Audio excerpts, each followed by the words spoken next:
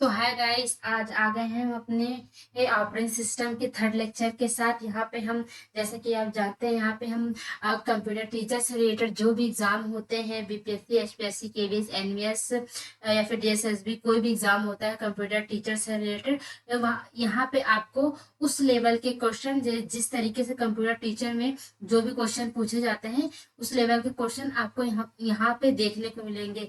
ये आपका third lecture है ऑपरेटिंग सिस्टम से रिलेटेड। तो चलिए हम चलते हैं अपने पहले क्वेश्चन की तरफ, जो कि ऑपरेटिंग सिस्टम के एक क्वेश्चन है। आई होप आपको ये सारे जो क्वेश्चन है वो आपको हेल्पफुल होंगे आपके एग्जाम के लिए। तो फर्स्ट क्वेश्चन पे हम मूव करते हैं। हमारा फर्स्ट क्वेश्चन क्या बोलता है? The main function of the command interpreter is. Main function क्या है कमांड इंटरप्रेटर का? पहला हमारा ऑप्शन है to get and execute the next user specified command, to provide the interface between the API and application program, to handle the file in operating system. D is none of the mention. तो command interpreter क्या होता है? जैसे कि हम जानते हैं, command interpreter operating system का एक पार्ट होता है। ऑपरेटिंग सिस्टम का एक पार्ट होता है यूजर जो कि एंड कंप्यूटर के बीच यूजर एंड कंप्यूटर के बीच इंटरफेस प्रोवाइड करता है। ये एपीआई एंड एप्लीकेशन के बीच इंटरफेस प्रोवाइड नहीं करता, बल्कि यूजर एंड कंप्यूटर के बीच इंटरफेस प्रोवाइड करता है। टू हैंडल द फाइल, ये फाइल को हैंडल नहीं करता, ये टेस्ट कमांड को वो हैंडल करते हैं कमांड इंटरप्रेटर। तो C is a wrong and A आते हैं to get and execute the next user specified command. ये A is the right answer. ये क्या करते हैं? ये गेट करते हैं, एग्जीक्यूट करते हैं नेक्स्ट यूजर स्पेसिफाइड कमांड को। तो हमारा ए क्या है?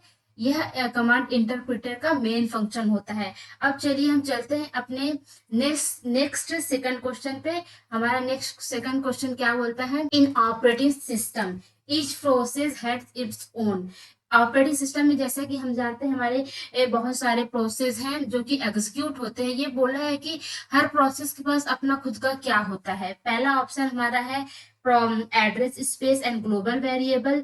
B is open file. C is pending alarm signals and signal handler. D is all of these.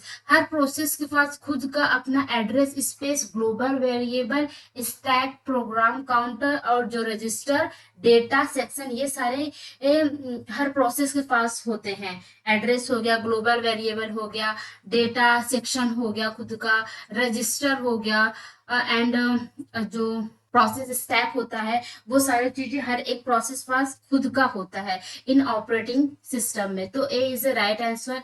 अब आते हैं अपने थर्ड क्वेश्चन पे। थर्ड क्वेश्चन हमारा क्या बोलता है? The process can be terminate due to. अगर एक प्रोसेस टर्मिनेट हो रहा है, वो किस किस वजह से टर्मिनेट हो सकता है? पहला बोल रहा है नॉर्मल एग्जिस्ट, बी बोलता है कि फेटल एरर, की C is a killed by an other process, D is all of these. Normal exist means यदि कोई प्रोसेस है वो नॉर्मली एग्जिस्ट होता है, तो क्या वो टर्मिनेट होता है? फेटल एरर क्या होता है? फेटल एरर मीन्स यदि कोई प्रोसेस रन हो रहा है, बीच में ही वो हॉल्ट कर दे, बीच में ही हॉल्ट कर दे, या फिर अबॉर्ट हो जाए, वो प्रोसेस ही अबॉर्ट हो जाए, वो होता है fatal error. Killed by another process, एक प्रोसेस दूसरे प्रोसेस को मार दे। तो ये सारे ही प्रोसेस टर्मिनेट के रीजन होते हैं। नॉर्मल एग्जिस्ट हो, देन प्रोसेस टर्मिनेट हो जाता है, फेटल एरर आता है तो प्रोसेस टर्मिनेट हो जाता है, और कोई प्रोसेस दूसरे प्रोसेस को किल कर दिया तो वो प्रोसेस टर्मिनेट हो जाता है। Means D is a right answer for the third question. D is a right answer. अब चलिए चलते हैं अपने फोर्थ क्वेश्चन की तरफ। What is the ready state of a process? Means ready state में प्रोसेस के बहुत सारे स्टेट होते हैं। पहला हमारा क्या होता है? पहला हमारा न्यू स्टेट होता है, सेकंड हमारा होता है ready state, and third is running, fourth is terminate state होता है, एंड फिफ्थ क्या होता है हमारा? वेटिंग स्टेट होता है हमारा। तो यहाँ पे बोला है रेडी स्टेट, ये जो हमारा रेडी स्टेट पूछा गया है कि what is the ready state of a process, किसी भी प्रोसेस का रेडी स्टेट मीन्स क्या। हर प्रोसेस, जैसा कि हम जानते हैं कोई भी प्रोसेस जब एंट्री करता है हमारे सिस्टम में, वो एक स्टेट मीन्स न्यू, फिर रेडी, फिर रनिंग, फिर वेटिंग, अगर उसे इनपुट आउटपुट डिवाइस की जरूरत है देन वो टर्मिनेट होता है, होता है। तो हर प्रोसेस के पास खुद का एक स्टेट होता है, वो स्टेट से गुजर के ही वो अपने एग्जीक्यूशन को, अपने वर्क को कंप्लीट करता है। तो यहाँ पे पूछा गया है रेडी स्टेट का क्या मतलब है। रेडी स्टेट मीन्स जानते हैं हम कि यदि न्यू मीन्स सेकेंडरी मेमोरी में हमारा प्रोसेस जो है वो रखा हुआ है। सेकेंडरी मेमोरी में जब भी हमारे जो भी प्रोसेस प्रोग्राम होते हैं वो रखे होते हैं, मीन्स वो न्यू स्टेट है। देन इस सेकेंडरी मेमोरी से जब हम प्रोसेस को मेन मेमोरी में लाते हैं, वो हमारा होता है रेडी स्टेट। और जब उस प्रोसेस को हम रनिंग स्टेट में लाते हैं, मीन्स उस प्रोसेस को हम सीपीयू को दे दिए हैं फॉर द एग्जीक्यूशन। जब एग्जीक्यूशन कंप्लीट हो जाता है तो वो प्रोसेस क्या होता है, टर्मिनेट हो जाता है। यहाँ पे रेडी स्टेट मीन्स वह रेडी है एग्जीक्यूशन के लिए। पहला क्वेश्चन क्या बोलता है, पहला ऑप्शन क्या बोलता है हमारा, when process is scheduled to run. B is when process is unable to run until some task has been completed. C is when process is using the CPU. D is none of these. यहाँ पे क्या है, when process is scheduled to run। जब हम यहाँ पे हमारे ready state में क्या होता है, प्रोसेस को शेड्यूल किया जाता है रन करने के लिए, मीन्स ये रेडी स्टेट से रन स्टेट में जाए। कौन सा प्रोसेस हमारा रेडी से स्टेट से रन स्टेट में जाए, इसे हम शेड्यूल करते हैं किसमें, रेडी स्टेट में। तो हमारा ये रेडी स्टेट होता है जहां पे हम प्रोसेस को एग्जीक्यूट करने के लिए शेड्यूल करते हैं। अब आते हैं अपने हम फिफ्थ क्वेश्चन की तरफ चलते हैं। फिफ्थ क्वेश्चन हमारा क्या बोलता है, what is the inter process communication, IPC। Inter process IPC, inter process communication means क्या होता है। पहला ऑप्शन क्या है, communication with in the process, communication between two process, communication between two thread of same process, या फिर none of this. हमारा right answer क्या है, कम्युनिकेशन बिटवीन टू प्रोसेस। यदि दो प्रोसेस है P1 P2, तो इंटर प्रोसेस कम्युनिकेशन के थ्रू ये दो प्रोसेस आपस में कम्युनिकेट करेंगे, एक मीडियम के थ्रू कम्युनिकेट करते हैं। यदि कोई दो प्रोसेस या फिर एक से अधिक प्रोसेस एक दूसरे को इंफॉर्मेशन को एक्सचेंज करते हैं थ्रू द मीडियम, वो मीडियम हमारा हो सकता है मेमोरी शेयर्ड या फिर मैसेज पासिंग टेक्निक। दो टेक्निक होता है, एक मेमोरी शेयर्ड होता है, एक मैसेज पासिंग टेक्निक होता है। ये हमारा होता है इंटर प्रोसेस कम्युनिकेशन, जब दो प्रोसेस हमारा कम्युनिकेट करते हैं। ये था हमारा फिफ्थ क्वेश्चन। अब आते हैं अपने सिक्स क्वेश्चन पे। यहाँ पे हमारा क्या बोलता है कि a set of process is deadlock if, यदि कोई प्रोसेस है वो डेडलॉक है कब। पहला ऑप्शन है हमारा, each process is blocked and will remain so forever. B is the each process is terminate. C is all process are trying to kill each other. D is none of this. हमारा deadlock क्या होता है, means यदि P1 process है and P2 process है, P1 process R1 resource को चाहता है, मीन्स R1 रिसोर्स को चाहता है, और ये R1 रिसोर्स P2 के पास है, एंड R2 रिसोर्स है जो कि P2 चाहता है R2 रिसोर्स को, बट ये जो R2 रिसोर्स है वो P1 के पास है। अब यहाँ पे एक साइकिल बनती है, मीन्स P1 के पास P1 चाहता है R1 को, बट जो R1 रिसोर्स है वो P2 को एलोकेट है। देन जो P2 जो रिसोर्स को, जिस रिसोर्स को चाहता है वो P1 के पास है। तो ये यहाँ पे एक डेडलॉक की कंडीशन अराइज होती है, ना ही P1 अपने रिसोर्स को देना चाहता है, ना ही ये P2 अपने रिसोर्स को देना चाहता है। इस वजह से वो एक इनफाइनाइट टाइम के लिए वेट करते हैं, मीन्स ब्लॉक हो जाते हैं ये P1 और P2 प्रोसेस। ये होता है हमारा डेडलॉक। तो first option is right, each process is blocked will remain so forever. एक इनफाइनाइट टाइम के लिए वो ब्लॉक हो जाते हैं, मीन्स वेट करते रहते हैं अपने रिसोर्स के लिए। अब आते हैं अपने सेवंथ क्वेश्चन की तरफ चलते हैं हम। सेवंथ क्वेश्चन क्या बोलता है, the address of the next instruction to be executed by the current process is provided by the address of the next instruction executed by the current process is provided by the। यदि कोई process है वो means उसका next instruction जो होता है, means कोई भी current process, the address of the next instruction to be executed by the current process is provided by the address of the next instruction to be executed by the current process is provided. जो एक current process है वो next instruction को, जो भी उसका next instruction है उसका जो एड्रेस है वो किसके थ्रू प्रोवाइड करता है। यदि P1 हमारा किसी भी इंस्ट्रक्शन को मीन्स I1 को एग्जीक्यूट कर रहा है, देन उसके बाद वो I2 को एग्जीक्यूट करना चाहता है, देन I2 के जो एड्रेस है वो कहाँ पे स्टोर होता है। जैसे कि हम जाते हैं नेक्स्ट इंस्ट्रक्शन का जो भी एड्रेस होता है वो कहाँ स्टोर होता है, प्रोग्राम काउंटर में। प्रोग्राम काउंटर में इस नेक्स्ट इंस्ट्रक्शन का एड्रेस जो होगा वो स्टोर हुआ रहता है। अब आते हैं अपने 8th क्वेश्चन पे। 8th क्वेश्चन हमारा क्या होता है, when the process issue and input output request. जब भी प्रोसेस इनपुट आउटपुट का रिक्वेस्ट करता है वो कहाँ प्लेस होता है, मतलब means when the process issue and input output request. जब भी प्रोसेस इनपुट आउटपुट का रिक्वेस्ट करता है वो किसके थ्रू होता है, it placed in first option हमारा क्या है, it is placed in an input output Q.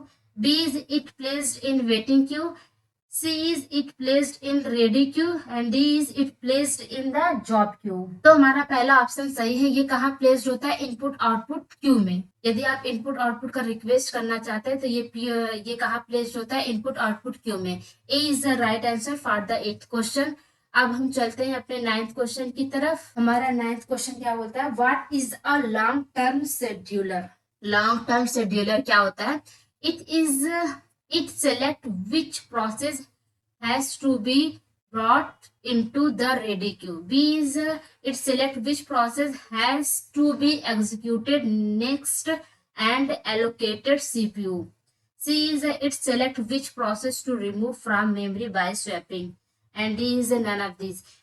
यहाँ पे हम 3 टाइप का शेड्यूलर होता है, 3 टाइप का शेड्यूलर, एक लॉन्ग टर्म होता है, मिडिल टर्म एंड एक स्मॉल टर्म शेड्यूलर होता है, शॉर्ट टर्म शेड्यूलर होता है। लॉन्ग टर्म शेड्यूलर में मेनली हम क्या करते हैं, जो कि हमारा new then ready then running state then terminating state and यहाँ पे हमारा क्या आता है, वेटिंग स्टेट। तो लॉन्ग टर्म शेड्यूलर मीन्स यहाँ ये हमारी सेकेंडरी मेमोरी में हमारे प्रोसेस रखे हुए हैं और ये हमारा मेन मेमोरी है। जब भी हम क्या बोलते हैं कि जब भी हम सेकेंडरी मेमोरी से सिलेक्ट करके प्रोसेस मेन मेमोरी में लाते हैं उसको हम क्या बोलते हैं, लॉन्ग टर्म शेड्यूलर। जब भी सेकेंडरी मेमोरी से कौन कौन से प्रोसेस मेन मेमोरी में आएंगे ये सिलेक्ट कौन करता है, long term scheduler. To select the process has be brought into the ready queue. ये हमारा जो रेडी स्टेट है उसे हम मेन मेमोरी मीन्स प्रोसेस जब मेन मेमोरी में होता है उसे हम रेडी स्टेट बोलते हैं। जब भी सेकेंडरी मेमोरी से कोई भी प्रोसेस सिलेक्ट करके ये मेन मेमोरी में आएगा फॉर द एग्जीक्यूशन वो होता है हमारा लॉन्ग टर्म शेड्यूलर। तो हमारा फर्स्ट ऑप्शन जो है वो करेक्ट है कि प्रोसेस को लाया जाता है रेडी क्यू में। सिलेक्ट करके प्रोसेस को रेडी क्यू में जब भी लाया जाता है वो लॉन्ग टर्म शेड्यूलर के थ्रू होता है। अब हम मिडिल टर्म शेड्यूलर की भी बात कर लेते हैं। मिडिल टर्म शेड्यूलर में जब भी मीन्स हम सेकेंडरी मेमोरी से क्या करते हैं, जब भी हम सेकेंडरी मेमोरी से क्या करते हैं, मेन मेमोरी बहुत सारे में से रेडी क्यू में बहुत सारे प्रोसेस लाते हैं, बहुत सारे यहाँ पे प्रोसेस स्टोर होते हैं। मीन्स एक कैपेसिटी होती है इस रेडी क्यू की कि वहां पे प्रोसेस हो, बट एक अधिक मीन्स जब ज्यादा प्रोसेस आने लगते हैं सेकेंडरी मेमोरी से मेन मेमोरी में तो वो हमारा जो मिडिल टर्म शेड्यूलर होता है वो यहाँ से प्रोसेस को सिलेक्ट करता है कि किस प्रोसेस की जरूरत अभी नहीं है, उसको वो क्या करता है, स्वैप करता है सेकेंडरी मेमोरी में। वो होता है हमारा मिडिल टर्म शेड्यूलर। और शॉर्ट टर्म शेड्यूलर मीन्स वो जो भी रेडी क्यू में जितने भी प्रोसेस है उसको सिलेक्ट कर करके रनिंग स्टेट में लाता है, मीन्स सीपीयू को एलोकेट करता है फॉर द एग्जीक्यूशन। वो शॉर्ट टर्म शेड्यूलर के थ्रू होता है, शॉर्ट टर्म शेड्यूलर के थ्रू होता है। अब आते हैं अपने नेक्स्ट क्वेश्चन की तरफ हम चलते हैं। ये था हमारा शेड्यूलर। अब आते हैं अपने 10th क्वेश्चन पे। 10th क्वेश्चन हमारा क्या है, मिडिल टर्म शेड्यूलर। मीन्स क्या करता है middle term scheduler? First option is it select which process has to be brought into a ready queue. ये बात करता है हमारा लॉन्ग टर्म शेड्यूलर का। It select which process has to be executed next and allocate CPU. जब भी हम ready queue से इस प्रोसेस को एलोकेट करते हैं रनिंग स्टेट पे, मीन्स सीपीयू को एलोकेट करते हैं, वो कौन करता है? Short term scheduler. ये भी नहीं है, ये भी नहीं है। C is it select which process to remove from memory by sweeping. Middle term scheduler क्या करता है? जब भी ये मिस मेन मेमोरी में या फिर रेडी क्यू में ज्यादा प्रोसेस हो जाते हैं, वो स्वेप करके ये सेकेंडरी मेमोरी में प्रोसेस को करता है। मीन्स वह डिग्री ऑफ मल्टी प्रोग्रामिंग को डिक्रीज करता है। मिडिल टर्म शेड्यूलर क्या होता है? डिग्री ऑफ मल्टी प्रोग्रामिंग को वो कम करता है। डिग्री ऑफ मल्टी प्रोग्रामिंग क्या होता है कि कितने नंबर ऑफ प्रोसेस है in a main memory at a time, वो होती है डिग्री ऑफ मल्टी प्रोग्रामिंग। तो हमारा मिडिल टर्म शेड्यूलर का क्या काम होता है? डिग्री ऑफ मल्टी प्रोग्रामिंग को कम करना। तो C is the right answer. अब आते हैं अपने 11th क्वेश्चन पे। 11th क्वेश्चन हमारा क्या? What is a short term scheduler? Short term scheduler mean CPU. जब भी प्रोसेस रेडी क्यू से रनिंग स्टेट में जाएगा, वो होता है वो किसके थ्रू होता है? शॉर्ट टर्म शेड्यूलर के थ्रू। शॉर्ट टर्म शेड्यूलर हम क्या करता है? रेडी क्यू से प्रोसेस को सिलेक्ट करता है फॉर द एग्जीक्यूशन। अब आते हैं अपने 12th क्वेश्चन पे। 12th क्वेश्चन हमारा क्या बोलता है? In a time sharing operating system, when the time slot is given to a process is completed, then process goes from the running state to the, means जो time sharing operating system होता है, अब हम पहले हम बनाते हैं अपना जो जो स्टेट होता है। एक न्यू होता है, रेडी, रनिंग,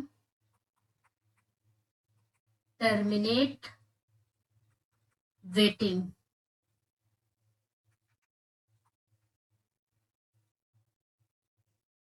यहाँ पे बात कर रहा है जैसे हमारा राउंड रोबिन जो भी एल्गोरिदम है, वो क्या करता है? पहले अगर प्रोसेस राउंड रोबिन या फिर टाइम शेयरिंग जो भी ऑपरेटिंग सिस्टम है, उसको टाइम दिया गया है, मीन्स यदि कोई प्रोसेस है उसको टाइम दिया गया है कि वो 5 मिनट तक एग्जीक्यूट होगा। यहाँ पे वो सेकेंडरी मेमोरी से मेन मेमोरी में P1 प्रोसेस है, वो मीन्स P1 प्रोसेस है जो कि राउंड रोबिन जो हमारा एल्गोरिदम उसको फॉलो करता है। तो जब वो P1 रेडी क्यू में आएगा, मीन्स मेन मेमोरी में आएगा, देन उसके बाद जब इसे शेड्यूल किया जाएगा रनिंग स्टेट में, देन ये रनिंग स्टेट में सीपीयू से 5 मिनट तक, अगर उसका क्वांटम टाइम 5 मिनट है तो वो 5 मिनट तक एग्जीक्यूट होगा। यदि ये उसका एग्जीक्यूशन टाइम 5 मिनट से ज्यादा है तो वो 5 मिनट एग्जीक्यूट होगा। देन वह रनिंग स्टेट से डायरेक्ट रेडी स्टेट में चला जाएगा। जब 5 मिनट P1 यहाँ पे एग्जीक्यूट हो चुका, देन वह यहाँ से डायरेक्ट रेडी स्टेट में स्वैप हो जाता है। तो ये हमारा क्या होता है? रनिंग स्टेट से, ये पूछ रहा है कि रनिंग स्टेट से देन कहाँ जाता है? रेडी स्टेट में जाता है। मीन्स जब भी हमारा प्रियम्पशन की बात करते हैं तो रेडी एंड रनिंग के बीच एक साइकिल बनता है। अगर हमारा जो प्रियम्पशन एल्गोरिदम है तो वहां पे हर जो प्रोसेस का जो भी स्टेट है, ये स्टेट के बीच में, रेडी और रनिंग के बीच में एक साइकिल बनता है। अगर साइकिल बन रहा है तो वो प्रोसेस हमारा क्या है? प्रियम्पशन एल्गोरिदम को फॉलो कर रहा है। अब आते हैं अपने 13 क्वेश्चन पे। 13 क्वेश्चन हमारा क्या बोलता है? Suppose that a process is in a blocked state waiting for some input output service, when the service is completed it goes to the, जब भी मीन्स हमारा वेटिंग स्टेट में ब्लॉक है, वेटिंग या फिर इनपुट आउटपुट के लिए wait कर रहा है, देन वो बोल रहा है कि वेटिंग स्टेट से देन वो कहाँ जाएगा? यहाँ ये न्यू है, ये टर्मिनेट है, ये रेडी है, ये हमारा बोल रहा है कि ब्लॉक्ड है, यहाँ ब्लॉक्ड है, देन वेट कर रहा है सम इनपुट आउटपुट। यहाँ पे हमारा प्रोसेस क्या होता है कि इनपुट आउटपुट डिवाइस के लिए वेट करता है। यहाँ वेट कर रहा है, जब ये किसी भी प्रोसेस का इनपुट आउटपुट डिवाइस की जो भी सर्विस थी वो कंप्लीट हो जाती है, देन वो कहाँ जाएगा? वो डायरेक्ट रेडी स्टेट में जाएगा। देन वो शेड्यूल होगा, देन वो शॉर्ट टर्म के थ्रू शेड्यूल होके देन उसके बाद वो रनिंग स्टेट में जाएगा। मीन्स जब भी उसका इनपुट आउटपुट डिवाइस की जो भी इस सर्विस थी वो कंप्लीट हो जाती है, then process always ready state में जाएगा। B is a right answer for the और 13। अब आते हैं अपने 14th क्वेश्चन पे। 14th क्वेश्चन हमारा क्या बोलता है, if a process is executing in its critical section, then no other process can be executing in their critical section.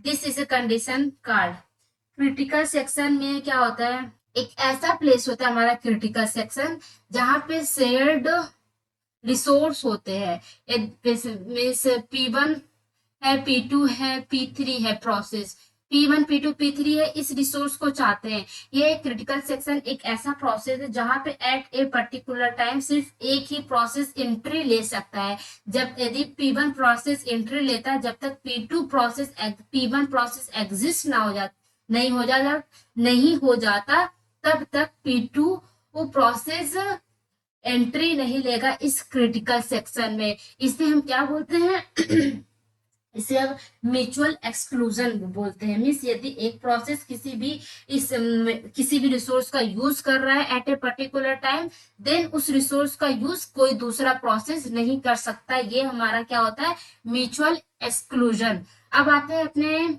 15th question पे। 15th क्वेश्चन हमारा क्या है, इन प्रायोरिटी शेड्यूलिंग एल्गोरिथम।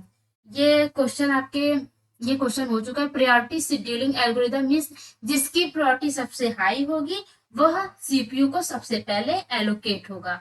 यहाँ पे क्या आता है, यहाँ पे स्टारवेशन का प्रॉब्लम आता है प्रायोरिटी शेड्यूलिंग एल्गोरिथम में। मींस जिसकी प्रायोरिटी हाई होगी तो वो सबसे पहले सीपीयू को एलोकेट होता है। ये होता है प्रायोरिटी शेड्यूलिंग एल्गोरिथम। अब आते हैं अपने 16th क्वेश्चन पे। Which one of the following is synchronization tool. Means synchronization means क्या है कि यदि कोई P1 प्रोसेस है एंड P2 प्रोसेस है, मीन्स इस P1 एंड P2 का जो वो भी रिसोर्स है वो सेम रिसोर्स को यूज कर रहे हैं। सेम रिसोर्स को यदि R1 को वो यूज कर रहे हैं तो सिंक्रोनाइजेशन क्या बोलता है कि ये एक टाइम पे सिर्फ यदि R1 जब तक P1 R1 पे वर्क कर रहा है तब तक P2 जो है वो इंटरफेयर नहीं करेगा। ये होता है हमारा सिंक्रोनाइजेशन। यदि P1 एंड P2 इंडिपेंडेंट है, मीन्स उन्हें एक दूसरे से कुछ लेना देना नहीं है, देन यहाँ पे सिंक्रोनाइजेशन की कोई प्रॉब्लम नहीं आएगी। But P1 and P2 cooperative process है, मीन्स कुछ ऐसे रिसोर्स को यूज कर रहे हैं जो कि एक दूसरे पे डिपेंड करती है।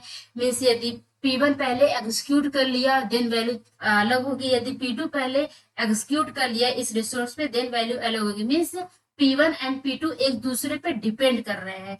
तो सिंक्रोनाइजेशन ये बोलता है कि एक टाइम पे सिर्फ एक ही प्रोसेस इस R1 को यूज करेगा, जब उसका काम खत्म हो जाएगा देन P2 वो इस R1 रिसोर्स को यूज कर सकता है। तो वो बोल रहा है सिंक्रोनाइजेशन की कौन सा टूल यूज करते हैं, हम क्या यूज करते हैं, सीमाफोर। सीमाफोर क्या होता है, एक इंटीजर वेरिएबल होता है जो कि इंश्योर करता है कि एट ए पर्टिकुलर टाइम एक ही प्रोसेस किसी भी रिसोर्स को, किसी भी नहीं मीन्स यदि कॉमन रिसोर्स है तो एट ए पर्टिकुलर टाइम सिर्फ एक ही प्रोसेस उस रिसोर्स को यूज कर सकता है। अब आते हैं अपने 17th क्वेश्चन पे। 17th क्वेश्चन हमारा क्या बोलता है कि process synchronization can be done on. Process synchronization can be done on, first है hardware level, B is software level, C is both A and B and D is none of this. Process synchronization जैसा कि हम जानते हैं hardware level पे भी होता है, सॉफ्टवेयर लेवल पे होता है। Means C is a right answer, C is a right answer for the 17th question. अब आते हैं अपने 18th क्वेश्चन पे। ये क्या बोलता है, semaphore is an to solve the critical section problem. Semaphore क्या होता है, इंटीजर वेरिएबल होता है जो कि सॉल्व करता है क्रिटिकल सेक्शन को, प्रॉब्लम को। अब आते हैं अपने 19th क्वेश्चन पे। 19th क्वेश्चन हमारा क्या बोलता है, CPU fetch the instruction from the memory according to the value. CPU जो होता है, सीपीयू फिच करता है मेमोरी से, इंस्ट्रक्शन को फिच करता है किसके वैल्यू के थ्रू, प्रोग्राम काउंटर के वैल्यू के थ्रू। प्रोग्राम काउंटर हमारा क्या करता है, वो नेक्स्ट एड्रेस को वो रखे रहता है। जिस इंस्ट्रक्शन को प्रोसेस एग्जीक्यूट करना है, जिस प्रोसेस के इंस्ट्रक्शन को एग्जीक्यूट करना है, उसके नेक्स्ट इंस्ट्रक्शन के एड्रेस को ये रखे रहता है। सीपीयू प्रोग्राम काउंटर के ही थ्रू अपने जो भी इंस्ट्रक्शन होता है उसको एग्जीक्यूट करता है फ्रॉम मेमोरी। तो 19 क्वेश्चन ये है, प्रोग्राम काउंटर पहले सीपीयू क्या करता है, पहले वो प्रोग्राम काउंटर की वैल्यू को देखता है। यदि सीपीयू I1 इंस्ट्रक्शन को एग्जीक्यूट कर रहा है, देन उसके बाद सीपीयू क्या करता है, पीसी में देखेगा किस इंस्ट्रक्शन के एड्रेस को रखा गया है, देन उस एड्रेस पे जाके उस इंस्ट्रक्शन को एग्जीक्यूट करता है। देन वो जो भी प्रोग्राम काउंटर में जो भी एड्रेस रखा हुआ उसके अकॉर्डिंग हमारा जो सीपीयू है वो फिच करता है इंस्ट्रक्शन को फ्रॉम द मेमोरी। अब आते हैं अपने 20 क्वेश्चन पे। ये बोलता है operating system maintain the page table for. Operating system क्या होता है, पेज टेबल को मेंटेन करता है। सेकेंडरी मेमोरी को जो हमारी सेकेंडरी मेमोरी होती है, जब भी उसको हम पार्टीशन करते हैं तो इसको हम क्या बोलते हैं, पेज बोलते हैं। उसको हम क्या बोलते हैं, पेज बोलते हैं। तो ये क्या बोला, ऑपरेटिंग सिस्टम पेज टेबल को मेंटेन करता है, किसके लिए, हर एक प्रोसेस के लिए। हर एक P1 प्रोसेस है, देन उसके लिए पेज टेबल अलग होगा, P2 प्रोसेस है उसके लिए पेज टेबल अलग होगा। तो ऑपरेटिंग सिस्टम में पेज टेबल, हर प्रोसेस के लिए पेज टेबल को मेंटेन किया जाता है। अब आते हैं अपने 21 क्वेश्चन पे। 21 क्वेश्चन क्या बोलता है, if a process fail most operating system write the error information to है। यदि जो प्रोसेस है वो फेल हो जाता है, most operating system write the error information to, कहाँ लिखते हैं, वो लॉग फाइल में एरर को लिखते हैं यदि आप जो भी प्रोसेस है वो फेल हो जाता है तो। अब आते हैं अपने 22 क्वेश्चन पे। Because of virtual memory the memory can be shared among. जो वर्चुअल मेमोरी हमारी क्या होती है, एक इल्यूजन मीन्स इमेजिनरी मेमोरी होती है जो कि फिजिकल मेमोरी से ज्यादा बड़ी होती है। फिजिकल मेमोरी से ज्यादा बड़ी होती है, मीन्स एक इमेजिनरी मेमोरी होती है। यहाँ पे क्या बोला गया है कि virtual memory the memory can be shared among, कहाँ, प्रोसेस के बीच शेयर होती है। यहाँ पे हर प्रोसेस का अपना खुद का एक एड्रेस स्पेस होता है। तो वर्चुअल मेमोरी कहाँ अपने मेमोरी को प्रोसेस के बीच में ये शेयर करती है। Process is a right answer. अब आते हैं अपने 23 क्वेश्चन पे। Blank is the concept in which a process copy main memory secondary memory, copy into main memory, copy into main memory from secondary memory according to the requirement.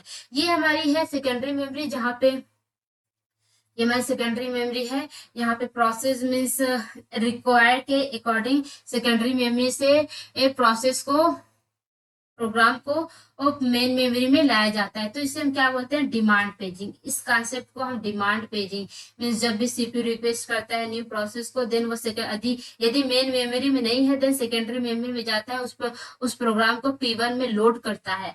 ये होता है हमारा demand paging.